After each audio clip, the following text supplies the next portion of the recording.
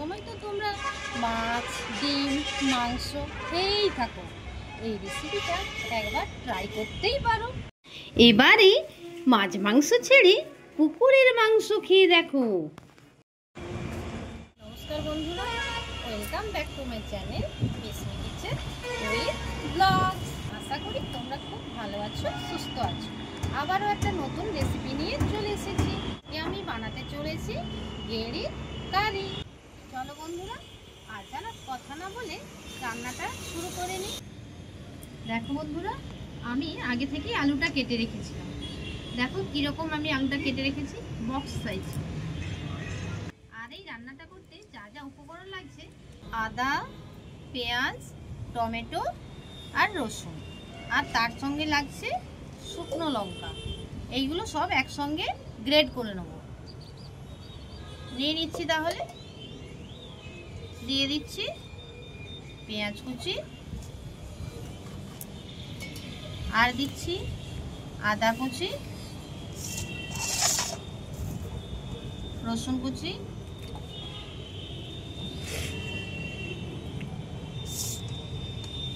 Tomato কুচি,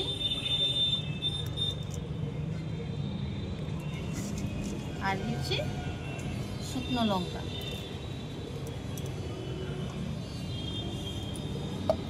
এবার grade করে আসছি। আমি এইটা এই গেঁড়ি নামেই চিনি, তোমরা যে যা নামে চেনো আমাকে কিন্তু কমেন্ট করে জানিও। এই গেঁড়িটা কিন্তু পুকুরেই হয়, আমরা পুকুর থেকে তুলিনি, কিন্তু বাজার থেকে কিনে নিয়ে এসেছি। আমার ভাইপো এসেছে, ভাইপোদের ওখানে বাজারে উঠেছিল, তাই কিনে নিয়ে এসেছি। বাজার থেকে এইভাবে নিয়ে আসেনি, এর কিন্তু মাথার কাছে একটা চাকতি ছিল, সেই চাকতিটা আমি গরম জলে পরিষ্কার করে নিয়েছি। এইভাবে পরিষ্কার করে দেখো বন্ধুরা, কতটা সুন্দরভাবে পরিষ্কার করে নিয়েছি, কোনো নোংরা নেই।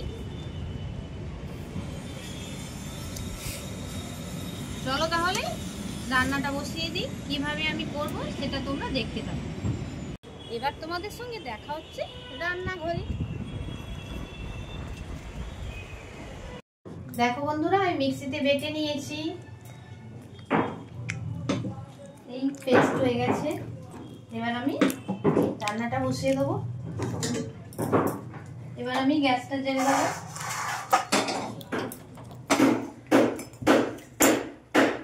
এরপর দিয়ে দিচ্ছি তেল। তেলটা গরম হতে থাক।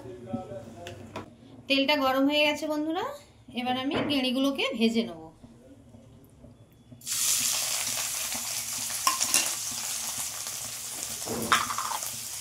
ওর মধ্যে দিয়ে দিচ্ছি হলুদ গুঁড়ো, আর দিচ্ছি লবণ। এটা একটু হালকা করে ভেজে নেব। আমি এটার নাম গেঁড়ি বলেই জানি, তোমরা কে কি নামের জন্য আমাকে কমেন্ট করে জানিও। ভাজা হয়ে গেছে, এবার এটা তুলে নেব। এটা কিন্তু হালকা করেই ভেজে নিতে হবে, বেশি ভাজলে শক্ত হয়ে যাবে।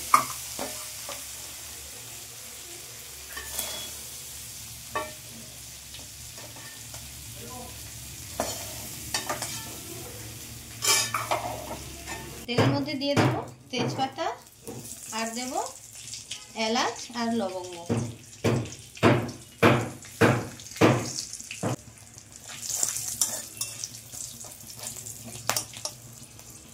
যেহেতু আমার বাড়ির পাশে কাজ হচ্ছে, তাই জন্য প্রচুর আওয়াজ আসছে। তোমরা কিন্তু ওই আওয়াজটা কিছু মনে করো, ইগনোর করে অ্যাডজাস্ট করে নিও।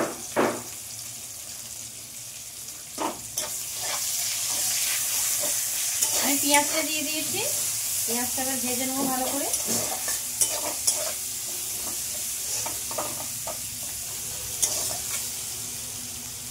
ব্রাউন করে ভেজে নিতে হবে। ব্রাউন করে ভাজা হয়ে গেলে তারপর মশলাগুলো যে গ্রেট করে রাখা ছিল ওইগুলো দিয়ে দেবো। আমার আরেকটু বাকি আছে, এটা লাল লাল করে ভেজে নিতে হবে। আমার পেঁয়াজটা লাল লাল করে ভাজা হয়ে গেছে। এবার আমি যে মশলাগুলো পেস্ট করে রেখেছিলাম সেই পেস্টটা দিয়ে, আমাদের উপকরণগুলো যে দেখিয়েছিলাম সেই উপকরণটা দিয়ে কেমন পেস্ট করে নিয়েছি মিক্সিতে। পেঁয়াজটা ভালো করে লাল লাল করে ভেজে নিয়েছি, এবার পেস্টটা দিয়ে দেবো।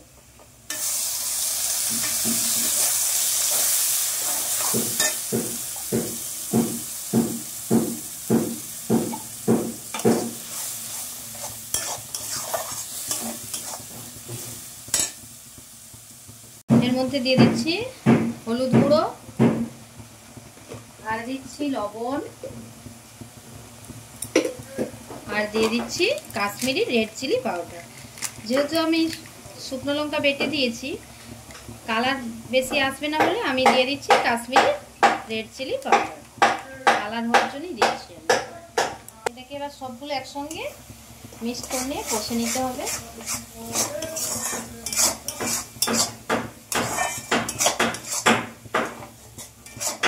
বন্ধুরা প্রচুর আওয়াজ আসছে, তোমরা কিন্তু ইগনোর করে অ্যাডজাস্ট করে নিও। বন্ধুরা আমার নাড়তে নাড়তে কষা হয়ে গেছে। এরপর যে আলুগুলো বক্স সাইজে কেটে রেখেছিলাম সেই আলুগুলো আমি দিয়ে দেবো।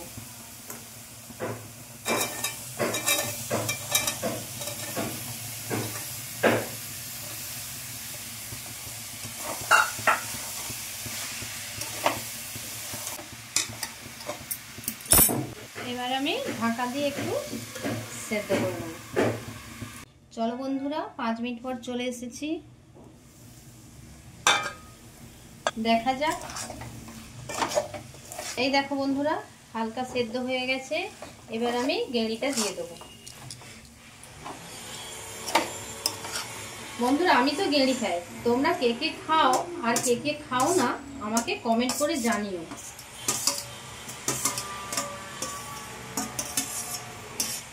আমরা এইভাবেই মাংসের মতো কষা কষা ভাবে রান্না করি, আর তোমরা কে কিভাবে রান্না করো আমাকে জানিও।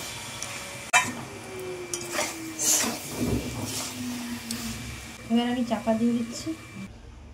এবার আমি কষে নিয়েছি, কষাটা হয়ে গেছে। এবার একটু জল দিয়ে দেবো, জল দিয়ে সেদ্ধ হতে দেবো। এটা বেশি জল দেবো না, এটা একদম শুকনো শুকনো ভাবে হবে।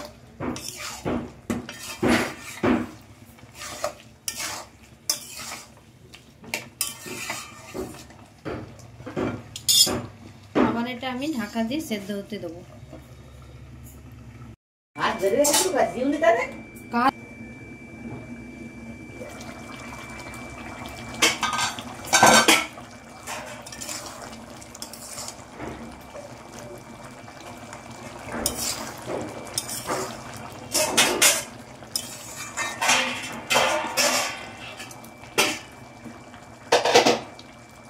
সেদ্ধ হয়ে গেছে।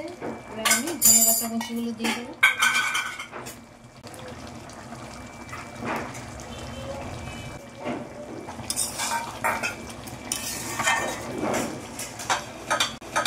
আর একটু সেদ্ধ হতে দেবো।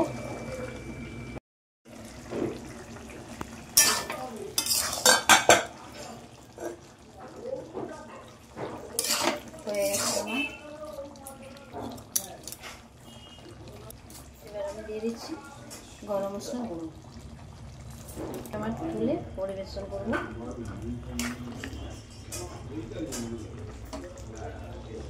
দেখো বন্ধুরা কেমন হয়েছে। এই রান্না যদি তোমাদের দুপুরের ভাত বা রাত্রের রুটির সঙ্গে থাকে তাহলে হাত চেটে পুটে খেতেই হবে। এই দেখো বন্ধুরা আমি প্লেটে কত সুন্দর করে সাজিয়ে নিয়েছি, কতটা দেখতে সুন্দর লাগছে, আর কালারটা পুরো মাংসের মতো। চলো বন্ধুরা খেয়ে দেখি।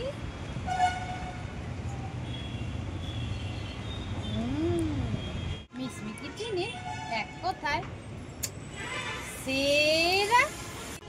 যেমন দেখতে হয়েছে তেমন রঙও হয়েছে। দুপুরের মেনুতে যদি থাকে জমে ক্ষীর হয়ে যাবে। সময় তো তোমরা মাছ ডিম মাংস খেয়েই থাকো, এই রেসিপিটা একবার ট্রাই করতেই পারো। কথা দিচ্ছি তোমাদের এই রেসিপিটা দারুণ লাগবে। দেখতে যেমন হয়েছে খেতেও তেমন হয়েছে। রংটা যেন অসাধারণ, মাছ মাংসকেও হার মানাবে। এই গেঁড়ির কারি খেলে তোমরা এই গেঁড়ির কারিটা রান্না করে খেয়ে দেখো, খেয়ে আমাকে বলতে ভুলো না কিন্তু। তাহলে বন্ধুরা আজকের মতো এতটুকু। আবার কোনো নতুন ভিডিও নিয়ে তোমাদের সামনে হাজির হব। তো বাই বাই বন্ধুরা।